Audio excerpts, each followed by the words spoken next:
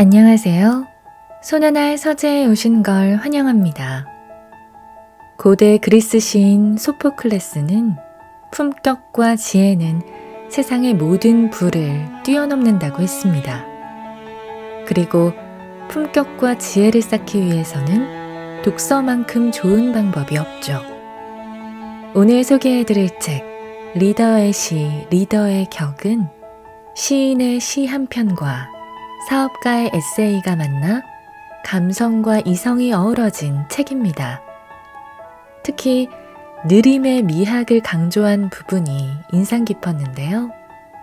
지금 우리가 너무 바쁘게 살며 놓치고 있는 것이 있지는 않은지 되돌아보는 시간이 되었으면 합니다. 그럼 책 같이 읽어볼까요?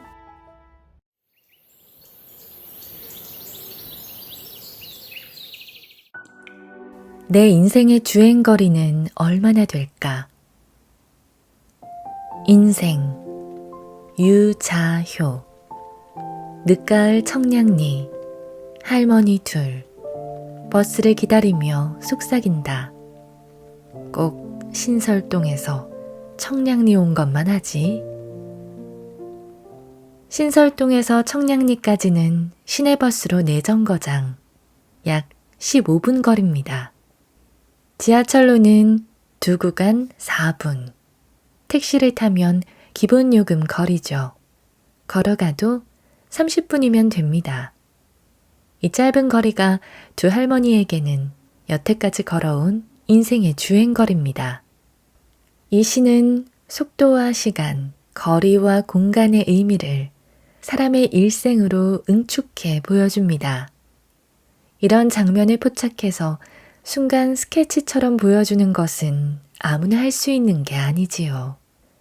시인이 보여주는 풍경의 한편에는 느린 속도와 멈춘 걸음과 생의 비위가 함께 있습니다. 속도를 늦추자 세상이 넓어졌다. 그 속에서 깊은 성찰의 꽃이 피어납니다. 유자효 시인은 평생 시인과 방송 기자라는 두 길을 바쁘게 걸어왔습니다. 부산 고등학교 문예반 시절 진해 군항제 백일장 등의 장원을 휩쓸고 대학 시절 가정교사로 바쁜 중에도 21살 때 신춘문예로 등단했습니다. 그 뒤로는 기자가 되어 KBS 파리 특파원과 SBS 정치부장, 보도제작국장, 논설위원 실장 등으로 종횡무진했죠. 은퇴 후 어릴 때부터 걷고 싶었던 시인과 기자의 두 길을 한 길에서 만나게 되면서 그는 더 내밀한 세상의 풍경을 들여다보기 시작했습니다. 그의 시 속도를 한번 볼까요? 속도를 늦추었다. 세상이 넓어졌다. 속도를 더 늦추었다. 세상이 더 넓어졌다. 아예 서버렸다. 세상이 환해졌다. 이 시처럼 삶의 속도를 늦추면 세상이 넓어 보입니다. 속도를 더 늦추면 세상이 더 넓어지고 아예 멈춰서 버리면 세상이 모두 환해집니다. 그제야 잊고 있던 것들이 하나씩 보이기 시작하지요. 그동안 무심히 지나쳤던 것 중에서 소중하고도 살가운 것들이 얼마나 많았던가요? 사람과의 관계도 그렇지 않을까 싶습니다. 그는 2020년 봄 중앙일보 칼럼에 이렇게 썼습니다. 코로나 바이러스에게 빼앗긴 들에도 봄은 왔습니다. 아내와 함께 찾아본 집 근처 산에는 꽃들이 지천으로 피어납니다. 그러고 보니 참 오랜만의 데이트였습니다. 연애 시절에는 그리움에 안달복달했었건만 결혼 이후 아내와의 대화는 생활적인 것에 그치고 말았습니다. 그것을 무려 반세기 만에 찾게 해준 것이 이 듣도 보도 못했던 눈에 보이지도 않는 바이러스였습니다. 멈춤의 일상을 보내며 환하게 피어나는 봄을 만나기 위해 우리 또한 멈춤의 시대에 살고 있습니다.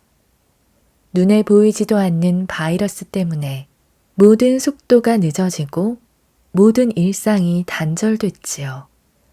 고요 속의 단절과 격리는 뜻밖에도 우리 속에 숨은 눈을 뜨게 해줬습니다. 비로소 보이는 세상의 이면과 틈새, 그 사이로 넓어지는 삶의 지평, 그 위에 피어나는 새로운 발견의 꽃잎. 이런 눈을 가진 사람에게는 가족과 사랑의 의미도 특별해 보이겠지요. 아침 식사라는 시에서 그는 아들과 함께 밥을 먹다가 송곳니로 무 조각을 씹고 있는데 사각사각 사각사각 아버지의 음식 씹는 소리가 들린다.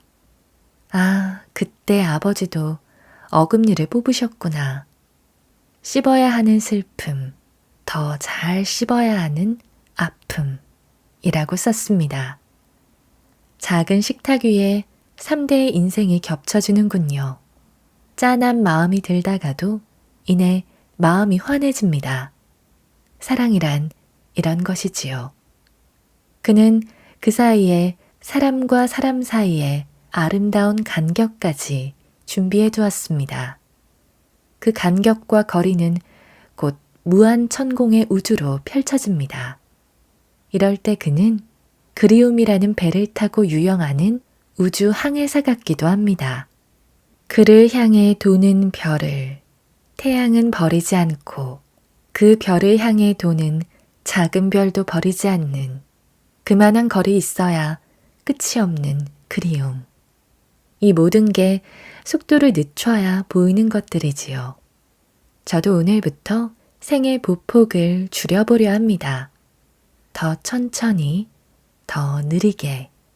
마침내 한 지점에 멈춰서서 환하게 피어나는 세상의 봄을 만나기 위해서 말이지요. 느림의 미학. 우리는 초연결 디지털 시대, 즉 속도의 시대에 살고 있습니다. 속도는 우리 삶을 다양하게 만들고 선택의 기회를 넓혔습니다. 동시에 우리의 관심을 빼앗고 정신을 무너뜨리기도 하죠. 속도를 쫓다 보면 정작 놓칠 수 있는 것들이 종종 있으니까요.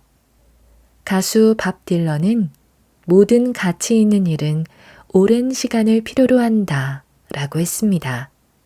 중요하고 큰 일일수록 천천히, 충분히 시간과 노력을 기울여 정성을 쏟아야 한다는 말입니다. 프랑스 동남부에 오트리브라는 시골 마을이 있습니다.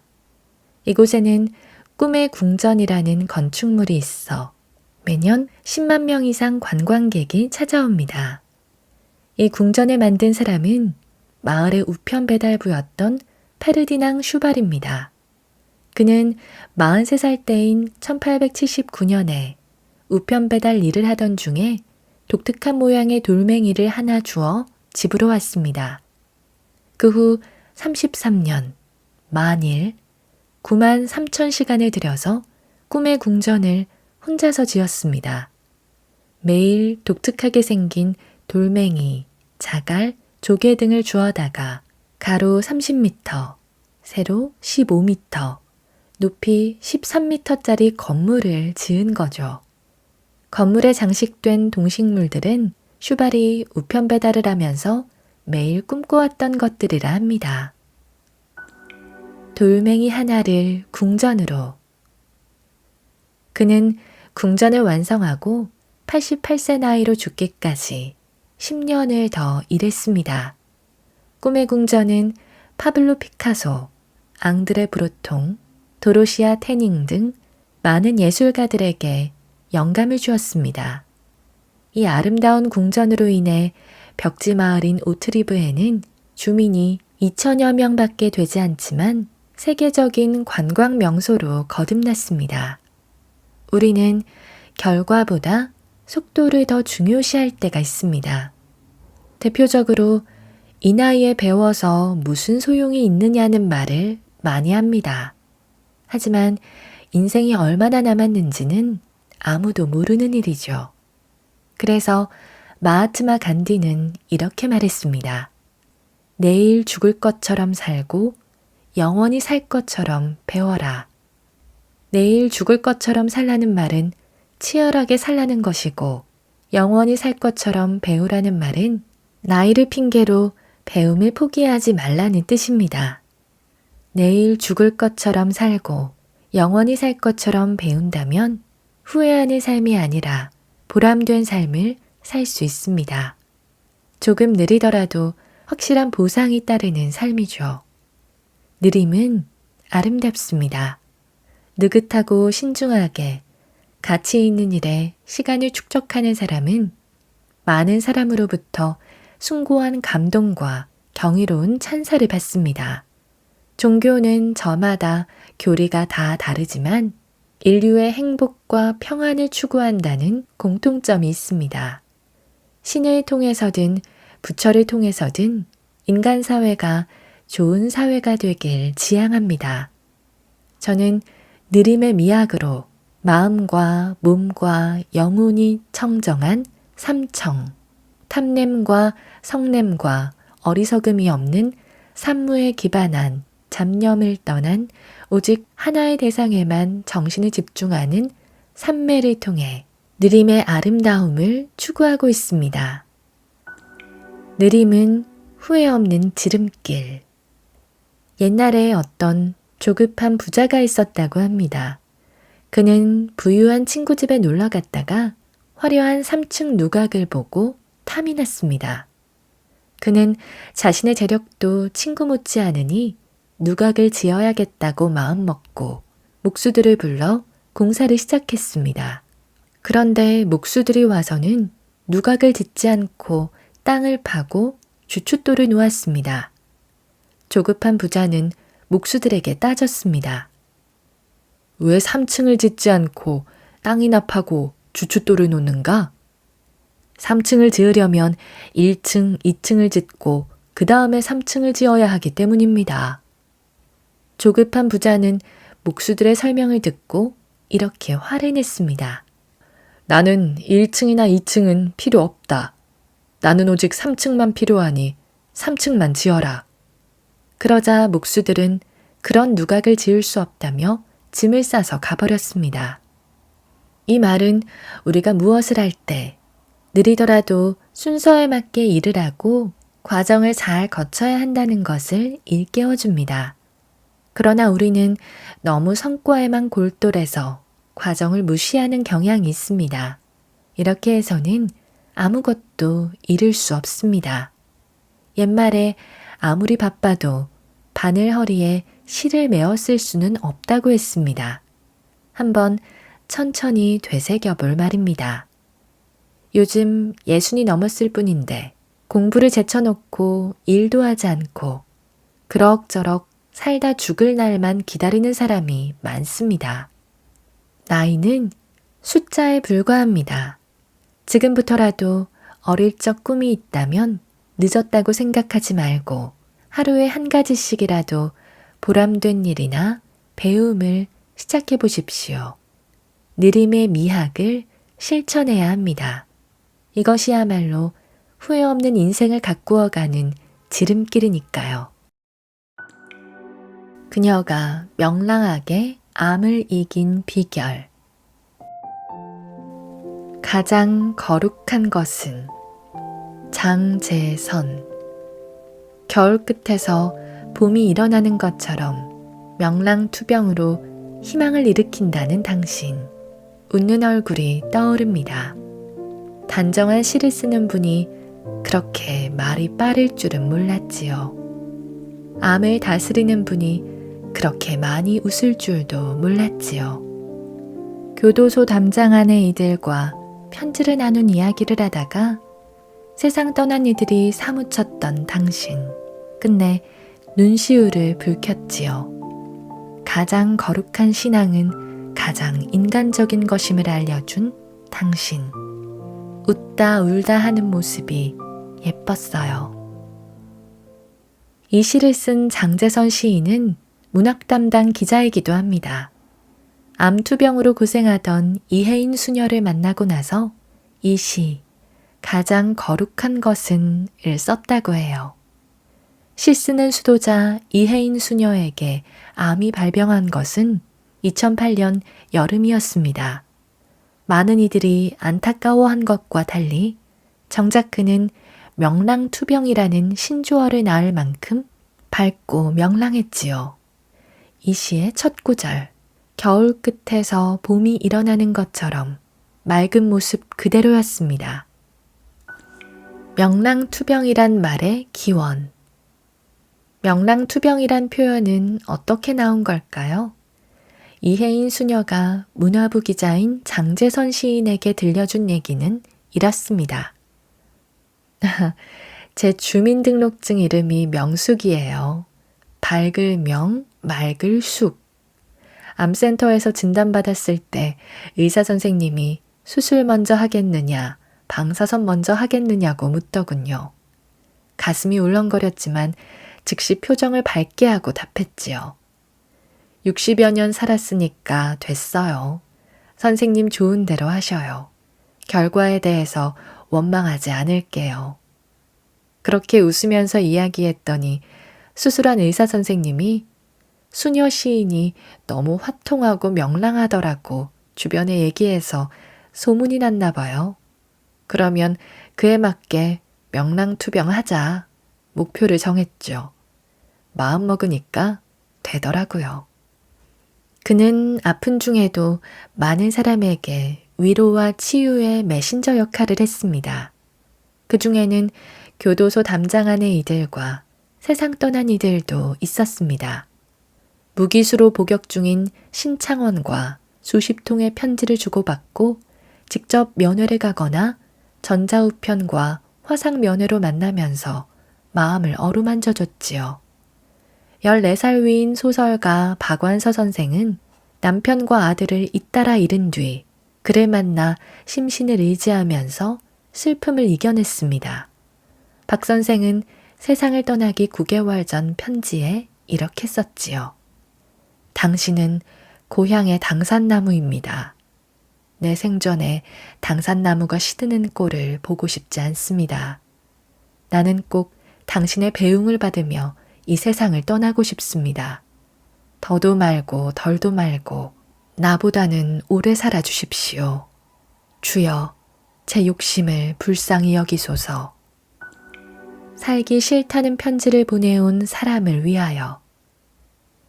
그의 글방 창고에는 전국 각지에서 온 몇십만 통의 편지가 보관돼 있습니다.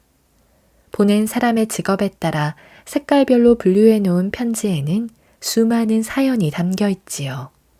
가출 소녀와 미혼모, 희망을 잃고 방황하는 젊은이, 아픈 그에게 살기 싫다는 편지를 보내온 이도 있었습니다.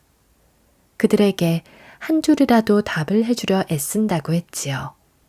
거기엔 죽은 사람의 편지까지 있다는 말 끝에 눈시울을 붉히기도 했습니다. 그러다가도 금방 환하게 웃으며 병상에서 쓴 시 새로운 맛을 가만가만 들려줬습니다.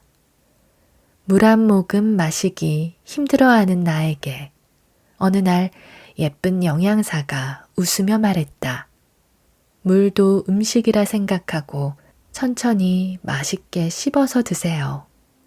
그 이후로 나는 바람도 햇빛도 공기도 천천히 맛있게 씹어 먹는 연습을 한다. 그는 생사의 기로에 있어 보면 당연한 것이 당연하지 않고 모든 게 새로운 보물이 된다며 누군가의 비난을 받으면 내가 겸손해지니까 그것 또한 보물이라고 말했죠.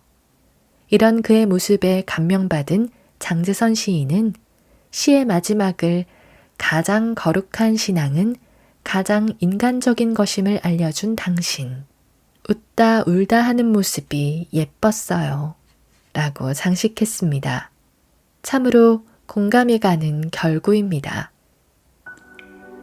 난관을 극복하는 긍정의 힘. 삶이 고달픈 가운데에도 우리를 행복하게 이끄는 것은 무엇일까요? 바로 긍정의 힘입니다. 정신적으로나 물질적으로나 행복한 삶을 사는 성공한 사람들은 대부분 긍정적입니다. 우리가 하는 말과 생각에는 대단한 위력이 있기 때문입니다. 만약에 입으로 좋은 일이 생길 것이라 말하고 생각하면 그대로 실현되는 때가 많습니다. 여러분의 인생길도 여러분이 하는 말과 생각이 이끈다고 볼 수 있습니다. 여러분의 인생이 좋은 방향으로 가길 원하면 긍정의 에너지를 모아야 합니다. 물론 살다 보면 넘기 힘든 난관이 많습니다. 긍정적으로 말하고 긍정적으로 생각한다는 것이 얼마나 어려운가요? 이 세상에는 긍정적으로 말하고 긍정적으로 생각하는 사람이 많지 않지만 세상을 움직이고 성공한 사람들은 긍정적인 소수의 사람입니다. 우리가 그 소수에 속하도록 긍정의 힘을 발휘하는 습관을 만들어야 합니다. 긍정적으로 말하고 만나며 겸손하라. 특히 말이 중요합니다. 말은 여러분의 과거, 현재, 미래를 보게 됩니다. 남을 기분 좋게 하는 말, 긍정의 말을 하는 사람은 항상 긍정적이고 낙관적인 삶을 살게 됩니다.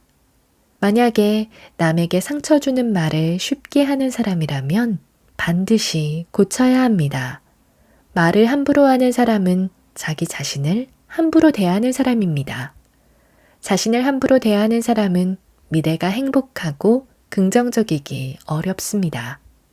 긍정적으로 읽고 쓰고 말하는 습관을 가지세요. 성공한 사람들의 자서전이나 성공 지침서는 긍정의 에너지가 넘치고 할 수 있다고 생각하면 이루어진다는 경구로 독자들을 격려합니다. 우리도 긍정적 사고가 가득한 책을 읽어 마음을 긍정적으로 다잡아야겠습니다. 마음을 다잡는 방법 가운데 매일 아침 거울을 보는 방법이 있습니다. 거울을 보고 이렇게 외쳐보세요. 나는 대단한 사람이야. 또 성공의 롤모델을 보면서 나도 꼭 이런 사람이 될 거야 하고 마인드 컨트롤을 하는 것도 좋은 방법입니다. 그런데 긍정적인 사고방식을 유지하기 위해 좋은 습관을 만드는 것보다 더 중요한 것이 있습니다. 바로 부정적인 사람과 어울리는 횟수를 줄이는 것입니다. 부정적인 감정은 긍정적인 감정보다 전염성이 강해 여러분의 긍정 에너지가 방전되기 쉽습니다. 된다고 생각하며 도전하고 노력하는 사람을 만나야 그들의 긍정 에너지를 받을 수 있습니다. 또 무엇이든 도전하는 이의 도전을 격려함으로써 우리도 만나면 좋은 사람이 되도록 힘써야 합니다. 주변에 긍정적인 사람이 많아지면 승승장구할 수 있습니다. 얼마 전 타계한 일본의 교세라 명예회장 고 이나모리 가즈오는 그에 져서 왜 리더인가에서 인간의 본성을 이렇게 지적했습니다. 일이 조금 잘 되어 주위 사람들이 추워 올리면 금세 마음이 해이해져 마치 실이 끊어진 연처럼 한없이 붕붕 떠다니는 게 우리 인간의 본성이다. 그는 인생의 길을 잘못 내딛는 원흉이 되는 것은 실패나 좌절이 아니라고 했습니다. 오히려 우리를 몰락시키는 것은 늘 성공과 칭찬이라 합니다. 긍정적인 마음으로 스스로를 격려하되 겸허한 마음을 가져야 합니다. 겸허한 마음은 부적과 같아 늘 성공과 칭찬이 자기에게 주어질 때 경계해야 한다는 점을 명심해야겠습니다. 회복 탄력성을 키우려면 노를 거꾸로 쓰면 운이 됩니다. 이는 생각을 바꾸는 순간 약점이 강점이 된다는 것을 상징합니다. 미국 세일즈계의 전설로 불리는 엘머 레터맨은 세일즈는 거절당한 때부터 시작된다고 했습니다. 모든 사람이 다 안 된다고 포기할 때 고를 외칠 수 있는 사람이 마지막에 승리자가 됩니다. 또 우리가 실패하거나 좌절해 충격과 자책감에 빠졌을 때 가장 중요한 건 회복 탄력성입니다.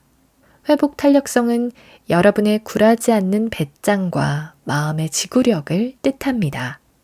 이를 위해서는 그 실패나 좌절이 나로 인해 생긴 것이라며 매일 자신을 자책해서도 안 되며 이 모든 실패나 좌절은 곧 지나가는 일시적인 것이라는 생각을 해야 합니다. 그래야 회복 탄력성을 키울 수 있습니다.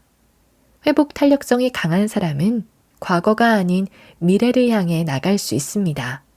살다 보면 위기에 직면하게 되는데 회복 탄력성이 단련되어 있으면 좋은 사람을 만나거나 예기치 않은 기회가 생겨 뜻밖의 반전을 이룰 수 있습니다.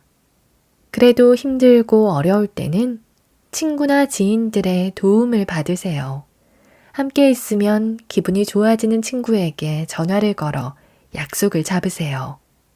어려운 사정으로 의욕을 잃은 마음도 가까운 사람들의 도움으로 기운을 얻을 수 있게 됩니다. 이렇게 해서 스스로의 힘으로 세상이 살만하다는 긍정의 힘을 되살려야 합니다. 모든 일은 우리 자신의 마음을 잘 다스릴 줄 아는 데서 출발합니다. 나를 다스릴 줄 아는 사람은 세상을 컨트롤하고 성공할 수 있습니다. 내가 받은 가장 커다란 선물은 오늘. 선물, 나태주. 하늘 아래 내가 받은 가장 커다란 선물은 오늘입니다. 오늘 받은 선물 가운데서도 가장 아름다운 선물은 당신입니다. 당신 나지막한 목소리와 웃는 얼굴, 콧노래 한 구절이면 한아름 바다를 아는 듯한 기쁨이겠습니다. 누구를 생각하며 쓴 시일까요? 얼핏 보면 어떤 여성에게 바친 사랑시 같지만 이 시의 수신인은 남자입니다. 한 출판사 편집장인데 나태주 시인의 말을 들어보죠. 회갑을 넘기고 62세 교직 정년 나이쯤에서 시 전집을 내고 싶었는데 고요 아침이란 출판사와 얘기가 되어 작업에 들어갔습니다. 교정을 10차례 이상 보았지만 그래도 오자가 계속 나오는 거예요. 그 출판사의 김창일 편집장이 전집을 편집했지요. 여러 차례 이메일과 전화를 주고받다가 마음으로 가까워졌고 그를 통해 여러 가지 들은 얘기가 있습니다. 무슨 얘기를 들었을까요? 그 편집장은 시를 읽다가 여러 번 컴퓨터 앞에 콜을 받고 흐느껴 운 적이 있다고 했습니다. 동병상련의 슬픔이었겠지요. 그 이야기를 듣는 순간 시인의 가슴 속에서 울컥 문장이 떠올랐습니다. 곧장 컴퓨터를 열어 그의 이메일 주소 아래 문장을 적어 나갔죠.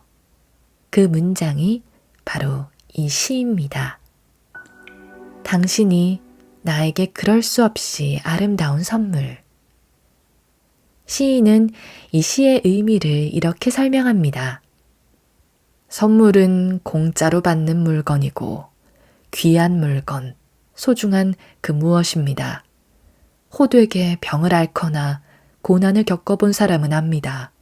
무엇보다도 먼저 하루하루 우리가 받는 지상의 날들이 선물입니다. 생명이 그 무엇과도 비길 수 없는 고귀한 선물입니다.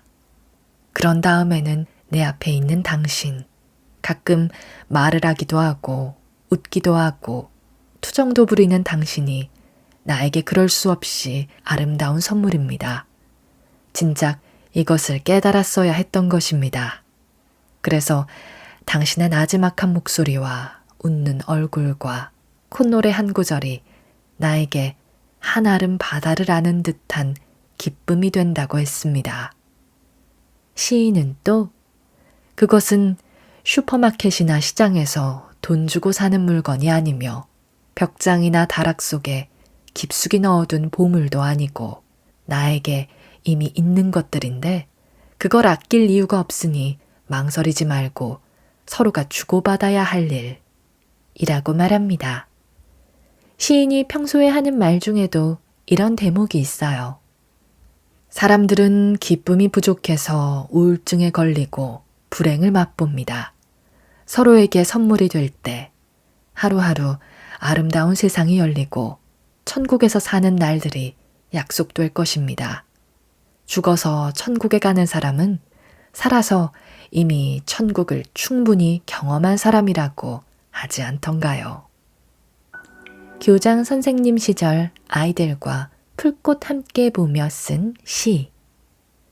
그는 이처럼 일상의 평범 속에서 반짝이는 시의 부싯돌을 발견하는 시인입니다. 국민시로 사랑받는 시 풀꽃도 생활 속에서 건진 시편이지요. 자세히 보아야 예쁘다. 오래 보아야 사랑스럽다. 너도 그렇다. 이 시는 초등학교 교장 시절 아이들과 풀꽃 그리기 공부를 하다가 해준 말을 그대로 옮겨 쓴 것입니다. 풀꽃 앞에 앉아 서투르게 그림을 그리는 아이들 모습은 그림 같습니다. 작은 풀꽃을 그리려면 눈을 바짝 갖다 대고 관찰해야 한다는 말을 듣고 아이들은 풀꽃을 자세히 들여다보며 예쁘다는 말을 연발하지요. 외로운 것 같지만 함께 모여있는 모습이 보기 좋다면서 깔깔거리기도 하고요. 아이들이 모두 집으로 돌아간 뒤 그 모습을 하나씩 떠올리며 시를 써서 칠판에 적어놓고 흐뭇해하는 시인의 뒷모습 또한 오래 볼수록 더없이 아름답고 사랑스럽습니다. 모자라지 않은 노년의 가치. 매가 부리를 깨고 발톱과 깃털을 뽑아서 제2의 생을 사는 것을 아십니까? 우리도 은퇴 후에 멋진 삶을 살기 위해서는 변화가 필요합니다. 변화는 쉽지 않습니다. 말 그대로 가죽을 벗겨내는 고통이 따르죠. 매는 보통 70년을 산다고 합니다. 그러나 매가 40이 넘으면 늙기 시작합니다. 부리가 길어지고 발톱에 힘이 빠져서 더 이상 사냥할 수 없는 늙은 매가 되고 맙니다. 매가 사냥을 잘하기 위해서 가장 중요한 것은 밝은 눈, 날카로운 발톱, 뾰족한 부리, 가벼운 깃털인데 이 기능이 40년을 쓰면 서서히 능력을 잃는다고 합니다. 이제 매는 남은 30년을 어떻게 살아갈 것인가를 고민해야 합니다. 다시 건강해지려면 선택을 해야 합니다. 젊게 거듭나기 위해서 혹독한 갱생의 길을 택해야 하는 거죠. 다시 태어나려고 결심하는 순간 매는 살던 둥지를 버립니다. 매가 새롭게 선택하는 장소는 놀랍게도 가장 높고 그늘지며 거친 암벽 틈입니다. 볕도 들지 않고 어두운 곳에서 매는 부리를 깹니다. 깨고 또 깨서 다 부서지고 나면 피가 멈추고 새로운 부리가 자라나기 시작합니다. 다음엔 자신의 눈을 쪼기 시작합니다. 늙어서 침침해진 눈을 쪼아 새로운 눈을 만들죠. 그러고는 발톱을 뽑습니다. 생 발톱을 뽑는 일이 얼마나 고통스러운지는 발톱을 너무 짧게 깎아서 아파 본 사람이라면 누구나 다 알 것입니다. 매는 그 처절한 고통을 참아가며 발톱을 모두 뽑아버립니다. 마지막으로 깃털을 새로 만들면 늙은 매는 젊은 매로 부활합니다. 이 과정이 자그마치 6개월쯤 걸린다고 합니다. 이렇게 해서 매는 남은 30년을 건강한 맹금류로 다시 살아갑니다. 제2의 인생을 잘 살아내려면 인간의 은퇴도 마찬가지가 아닐까요? 바퀴에 새 타이어를 끼우는 것이나 다름없습니다. 얼마 전 남해를 여행하며 바닷가에서 낙조를 보았습니다. 그 풍경이 너무도 황홀하고 아름다웠죠. 우리의 은퇴 후 인생도 저렇게 아름다워야 할 텐데 하는 생각이 저절로 들었습니다. 인생이라는 무대에서 우리는 수많은 사연과 작품을 만들지 않았습니까?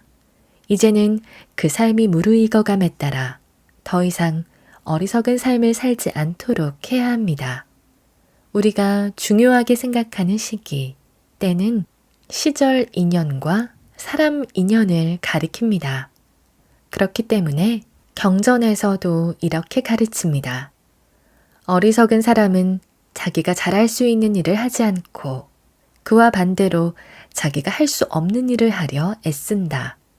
그러나 지혜로운 사람은 자기가 할 수 없는 일을 하려 하지 않고 자기가 잘할 수 있는 일을 열심히 갈고 닦는다. 우리가 제2의 인생에서 행복하려면 가족이나 친구들과 잘 어울려 지내는 것은 필수입니다. 인화는 어떤 기회나 어떤 환경보다도 우리의 응어리를 해소시켜 주니까요. 그래서 맹자도 하늘이 내리는 좋은 기회가 땅이 주는 이로움만 못하고 땅이 주는 이로움도 사람들의 화합만 못하다 라고 했습니다. 우리가 은퇴 후 제2의 인생을 잘 살기 위해서는 자기가 잘할 수 있는 일을 해야 합니다. 또 버릴 것은 버리고 뽑을 것은 뽑아내며 인화에 힘써야 합니다. 그래야 우리는 떳떳하고 보람있게 멋진 노년의 인생을 살 수 있습니다. 제2의 인생에서 우리가 중요하게 생각할 것은 물질적인 풍요가 아닙니다. 이제 삶을 누릴 수 있는 시간이 많이 남아있지 않았다는 것을 하루라도 잊지 말아야 합니다. 급행 열차를 놓친 것은 잘된 일이다. 완행열차, 허영자. 급행 열차를 놓친 것은 잘된 일이다. 조그만 간이역의 늙은 영무원, 바람에 흔들리는 노란 들국화, 애틋이 숨어있는 쓸쓸한 아름다움. 하마터면 나 모를 뻔하였지. 완행열차를 탄 것은 잘된 일이다. 서러운 종착역은 어둠에 젖어 거기 항시 기다리고 있거니 천천히 아주 천천히 누비듯이 혹은 홈질하듯이 서두름 없는 인생의 기쁨 하마터면 나 모를 뻔하였지. 열차는 기나긴 철로 위를 달리지만 언젠가는 종착역에 다다릅니다. 우리 인생길도 그렇지요. 그 여정에는 급행도 있고 완행도 있습니다. 세상의 소용돌이에 휘말려 급하게 달릴 때는 주변 풍경을 제대로 보지 못하지만 속도를 늦추면 비로소 삶의 단면들이 하나씩 보입니다. 허영자 시인의 인생 여로도 그랬습니다. 그가 태어난 시기는 일제강점기였죠. 칼을 찬 일본 순사가 말을 타고 나타나면 아이들은 기겁해서 숨었습니다. 어른들은 놋그릇 공출 때문에 식기들을 땅속에 묻기 바빴지요. 시인의 고향인 경남 함양 손공리는 지리산을 끼고 있는 마을이었습니다. 광복 이후 좌우 대립과 한국전쟁 때 빨치산 토벌 과정에서 숱한 비극이 이어졌지요. 손공리는 전쟁통에 마을 전체가 불에 타 없어졌고 나중에 장항리로 이름이 바뀌었습니다. 완행길의 누비질과 홈질 원리. 유년 시절부터 숨가쁜 급행의 속도에 휩싸인 그를 차분하게 다독이고 어루만져 준 것은 할머니와 어머니였지요. 그는 태어날 때부터 몸이 약했습니다. 어릴 때 동생을 잃은 뒤 무남동녀로 자랐죠. 그래서인지 지극한 사랑과 엄격한 훈육을 동시에 받으며 성장했습니다. 그 자양분의 뿌리에서 둥글고 완만한 모성의 시학이 싹 텄지요. 그의 어머니는 현대사의 질곡 속에서도 천천히 아주 천천히 누비듯이 혹은 홈질하듯이 서두름 없는 인생의 의미를 그에게 일깨워줬습니다. 누비질은 옷감 두 겹 사이에 솜을 얇게 넣고 바늘로 촘촘히 꿰매는 일입니다. 손놀림이 섬세해야 하지요. 그러다 보면 세상 보는 눈도 그만큼 꼼꼼하고 세밀해집니다. 홈질은 두 옷감을 포개어 바늘땀을 위아래로 드문드문 잇는 일입니다. 이 또한 삶의 앞 뒷면을 찬찬히 살피고 서로 포개어 깁는 자세와 닮았지요. 이렇게 손금 들여다보듯 자세히 관찰하면 인생의 내면 풍경이 속속 눈에 들어옵니다. 그의 대표작 중 한 편인 자수에도 이런 마음이 수놓아져 있습니다. 마음이 어지러운 날은 술을 놓는다. 금실, 은실, 청홍실. 따라서 가면 가슴속 아우성은 절로 가라앉고 처음 보는 숲을 정갈한 자갈돌에 강변에 이른다. 남양 햇볕 속에 술을 놓고 앉으면 세사 번뇌, 무궁한 사랑의 슬픔을 참아내올 듯 먼 극락정토 가는 길도 보일성 싶다. 80 넘은 유목의 시인. 박목월 시인의 추천으로 등단한 그는 2008년 제1회 모걸 문학상 수상시집 은의 무게만큼에서 어머니와 자신의 세월을 바느질처럼 촘촘하게 겹쳐 누볐지요. 그 시집 속의 시 은발에서 머리 위에 은발 늘어가니 은의 무게만큼 나 고개를 숙이리 라고 노래한 원숙의 미학도 어머니로부터 체득한 덕목이었습니다. 그는 이 시집을 92살의 어머니에게 바쳤고 어머니는 그로부터 2년 뒤에 돌아가셨습니다. 그는 늘 예술과 모성은 한 뿌리에서 나왔다라고 얘기합니다. 라이너 마리아 릴케의 말처럼 여성은 10개월 동안 태아를 품고 있기 때문에 아이의 무게만큼 인생의 무게를 알고 그런 사람만이 진정한 사랑을 할 수 있다는 것이지요.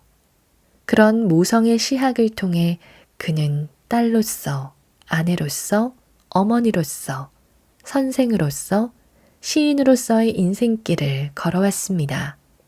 그는 삶에서 가장 중요한 역할은 어머니이자 선생인데 자식이건 제자건 누군가를 기르는 일은 가장 어렵기 때문에 가장 거룩한 일이라 말합니다. 이런 깨달음은 완행의 여정에서 얻은 성찰의 결실이기도 합니다. 그가 섬세한 필력으로 고도의 정제된 시를 노래하는 시인이라는 호평을 받은 이유도 여기 있습니다. 젊은 날 떨봤던 내 피도 저 붉은 단감으로. 벌써 80이 넘었지만 그는 오늘도 나의 재능을 회의하며 노력하는 유목으로서 한없이 겸손하게 한 획 한 점을 아껴가며 엄격하게 시 쓰는 일만이 내가 할 일이라며 스스로를 낮춥니다. 이 또한 완행열차를 탄 것은 잘된 일이라는 그의 인생 철학과 맞닿아 있지요. 늙은 영무원과 들국화 사이에 애틋이 숨어있는 쓸쓸한 아름다움까지 하마터면 나 모를 뻔하였지 라는 구절이 그래서 더욱 속 깊게 다가옵니다. 내친김에 그의 완행 인생이 낳은 또 다른 명시 감을 한 편 더 소개합니다. 이 맑은 가을 햇살 속에선 누구도 어쩔 수 없다. 그냥 나이 먹고 철이 들 수밖에는. 젊은 날 떨고 비리던 내 피도 저 붉은 단감으로 익을 수밖에는. 속도보다 방향이 중요하다. 인생에서 제일 중요한 것은 만남이 아닐까요? 산다는 것은 그 자체로 만남입니다. 아무도 만나지 않고 끝나는 인생은 없습니다. 노래 가사에서도 우리의 만남은 우연이 아니라고 하죠. 언제 어디서 누구를 어떻게 만나느냐에 따라서 인생이 달라집니다. 우리의 행복과 불행은 만남을 통해 결정된다고 해도 과언이 아닙니다. 인생에서 만남은 모든 것을 결정하니까요. 인생을 성공적으로 이끄는 가장 큰 원인 중에 하나가 그 만남에서 관계를 잘 만들어가는 것입니다. 진실한 관계는 우리 인생에서 가장 아름다운 일이며 진정 소중한 것을 지킬 줄 아는 비결입니다. 사람을 얻는 일이 인생에서 특히 중요합니다. 인생은 자동차 여행을 하는 것과 같습니다. 여행을 시작할 때는 목적지를 정하고 출발하지만 여행 중에 목적지에 도착하기까지 선택해야 할 길이 수없이 많이 나옵니다. 목적지에 빨리 도착하고 싶은가요? 모두가 젊은 나이에 성공하고 싶어 합니다. 그러나 인생에서 중요한 것은 속도보다 방향입니다. 삶의 여유가 중요한 이유. 우리는 살아가면서 수많은 길을 만납니다. 이때 어느 길을 선택하는지에 따라 성공 여부가 갈리죠. 그런데 빨리 성공하고 싶은 마음에 속도에만 집착하면 어떻게 될까요? 방향을 잃기 쉽습니다. 만약에 중요한 터닝 포인트를 만났을 때 무언가를 빨리 이루고 싶다는 생각에 안정적인 쉬운 길을 택한다면 그 사람의 인생에서는 큰 변화를 기대할 수 없습니다. 그렇지만 터닝 포인트를 만났을 때 도전하는 변화를 택한다면 인생은 크게 바뀔 것입니다. 바로 이러한 변화가 성공을 이끌어줍니다. 올바른 길을 선택하도록 하는 것이죠. 터닝 포인트에는 3가지 요소가 있는데 바로 사람, 사건, 환경입니다. 이 3가지 요소 중에 가장 큰 영향을 미치는 게 사람입니다. 사건이나 환경과 달리 사람 사이에는 유대관계가 형성되기 때문이죠. 그래서 독일 문학자 한스 카로사는 인생은 너와 나의 만남이라고 했습니다. 지금 어떤 속도로 인생을 여행하고 있습니까? 빨리 가기 급급해서 누구를 만나는지, 어떤 기회가 주어졌는지도 모르고 살지는 않습니까? 유튜브 CEO인 수잔 보이츠키는 구글의 어머니로 불립니다. 성공하기 전에 그녀는 스탠퍼드 대학교 근처에 살고 있었는데 마침 구글 창업자 레리 페이지와 세르게이 브린이 대학원 시절 창업을 하기 위해 차고를 찾고 있었습니다. 보이츠키가 인텔의 마케팅 담당자로 근무하던 중에 출산을 위해 회사를 휴직하고 있었는데 페이지와 브린에게 차고를 쓰도록 기회를 주었습니다. 그 인연으로 보이츠키는 1999년에 구글의 16번째 직원이 되었고 마케팅 능력을 인정받아 구글이 유튜브를 인수할 때 CEO를 맡게 되었습니다. 이 얼마나 아름다운 만남입니까? 손수건 같은 만남. 사람 사이의 만남에는 아름다운 만남도 있고 만나면 안 될 만남도 있습니다. 아름다운 만남은 생명을 살리고 인재를 키웁니다. 가장 아름다운 만남은 손수건 같은 만남이죠. 손수건은 힘들 때는 땀을 닦아주고 슬플 때는 눈물을 닦아주니까요. 우리는 어차피 혼자서 살아갈 수 없습니다. 타인과의 만남 속에 서로 돕고 도와주면서 살아가야 합니다.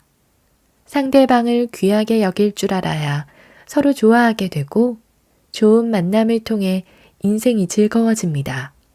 우리는 살아있는 동안 언제나 감각을 열어놓되 사소한 일에 화내거나 마음이 무너질 필요는 없습니다. 우리가 함께 여행하는 시간은 너무도 짧습니다. 인도의 격언대로 언젠가 우리는 떠나야 합니다. 이렇게 짧은 인생, 속도보다는 방향을 생각하며 매일 사랑합니다. 고맙습니다. 건강합시다.